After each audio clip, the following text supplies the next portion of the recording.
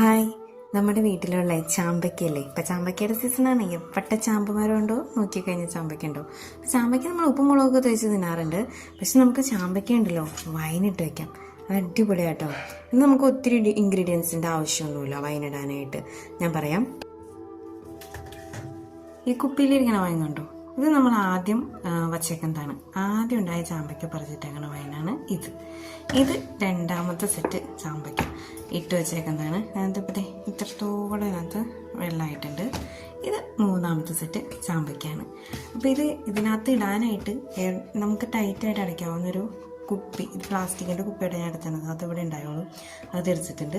പിന്നെ ഇതിനകത്ത് നമ്മുടെ വൈൻകൂട്ടിൻ്റേതായ മിക്സൊന്നല്ല ഞാൻ ഇട്ടിട്ട് വെച്ചേക്കുന്നത്.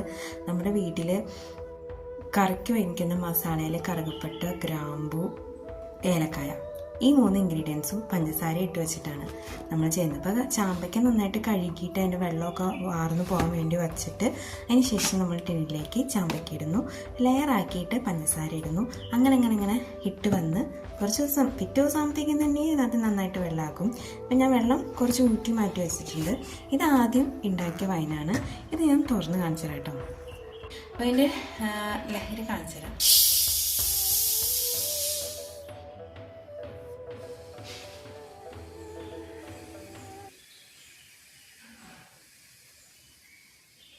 ഇത്രത്തോളം ഇതിനകത്ത് ഡോസ് ഉണ്ട്.